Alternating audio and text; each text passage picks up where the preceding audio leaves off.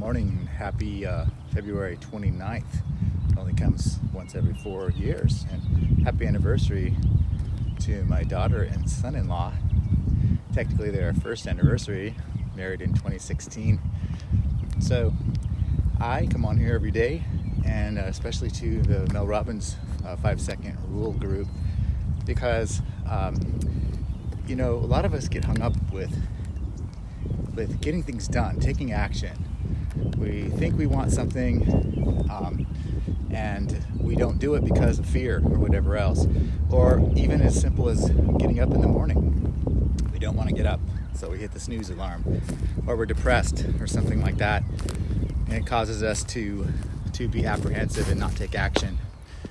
And the worst thing we can do is just do nothing. So the analogy so eloquently put by Mel, and thus the title of 5-second rule is the launching of the rocket ship from NASA. And so we have to find a way to motivate ourselves to move on, to get past our fear or apprehension of whatever it is that's holding us back. 5, 4, 3, 2, 1, blast off, go. I still have to keep finding ways to do that, but it's as simple as that sometimes. And the same thing with mood. I'm trying to find a good location here.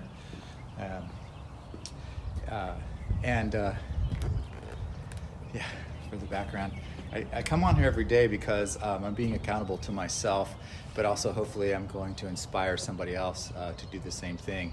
But the thing is, we all have struggles, we all have challenges in life, and sometimes if it comes down to we just want to improve, we have to be willing to make the effort and put in the action, because that's exactly what propels us forward. You see, we have this thing in our brain called the amygdala, and that could be also referred to as the reptilian part of our brain, which is a survival mechanism that prevents us from changing. It automatically detects change as danger, and so it sees things in black and white. Change means danger, which is not true. In many cases, in the cases that I'm talking about especially, we want to make improvements in life, so we have to be willing to get past those temptations to revert back, or those people in our lives that hold us back because we're not acting the way that we normally do. So that can't be right. So you get criticized, and so you go back into that state that you were in before. And the longer we live, the more that we experience life, the more we get used to it. Just like, they say, you can't teach an old dog new tricks. No, it's because we become stubborn and complacent, and we don't want to make the changes. So I come on here every day to be accountable to myself, because I definitely want to make changes. And I've come on and done a live Facebook post since August 28th of last year. Every day. I've missed 2.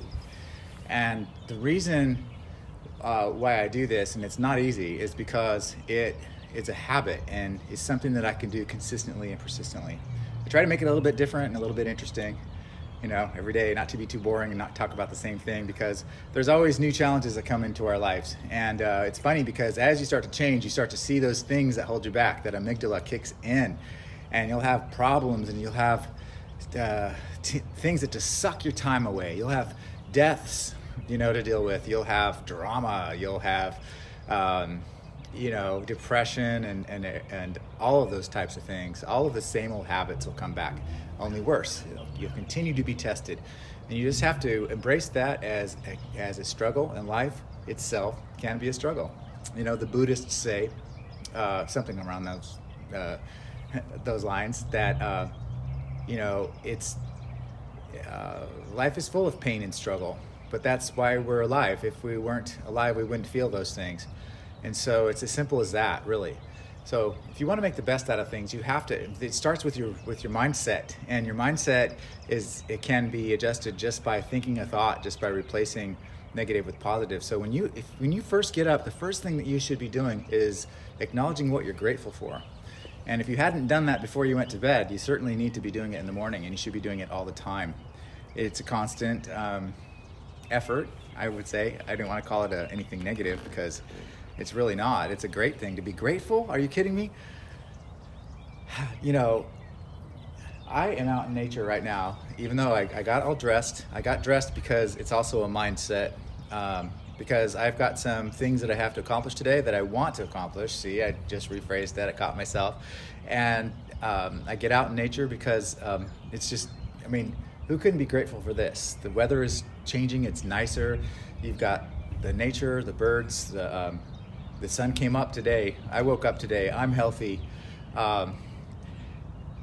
You know, I have just so much to offer others, and that ultimately comes back to me, because that's what makes us happy. What makes us happy is what makes us successful. It's not the other way around. I'll be happy when I'm successful.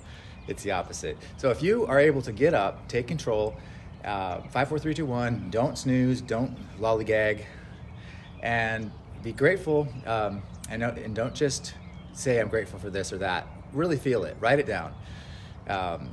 You know, for me, it's my spouse and it's my kids, and it's that my tenacity and my drive and my accomplishments and all of those things. Those are kind of general. If you can just narrow it down or make it more granular, that's even better, because it just sticks.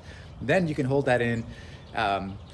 You can put all those things that you're grateful for in an arsenal in your mind that pretty much is available to call upon when you become discouraged, or when you find that you're frustrated and you're feeling kind of weak. I know for me, I work from home, I do real estate. I used to work for state government where I was in a cubicle, and I left that job about a year ago. And so now, in order to be successful in the business I'm in, I really need to set the example. I really need to portray a grateful attitude, and not just for my clients, but for myself, because that's exactly what we all need. You know, when you're in this line of work, or most lines of work that involve people, they want to see your positive attitude. You're going to turn people off really quick by talking about yourself, or by talking about your woes, or actually bringing up theirs. So it's pretty important to maintain a positive mindset, and it rubs off. So being grateful is priority. Being grateful is just food for your mind.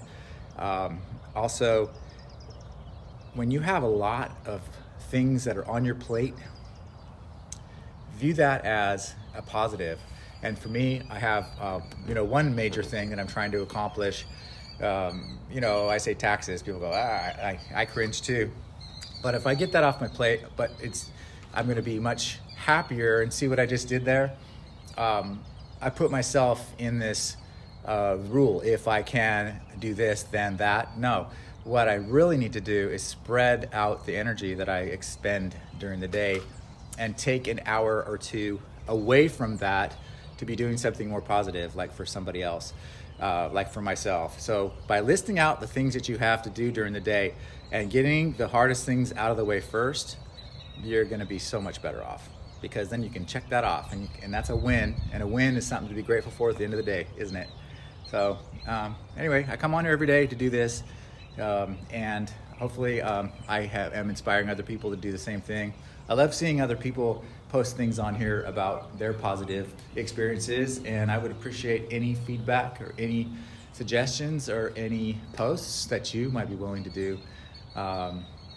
It really feels good to do this. So with that said, enjoy your Saturday, your February 29th, only comes every 4 years. Enjoy it while it's here, and take care. Have a great day.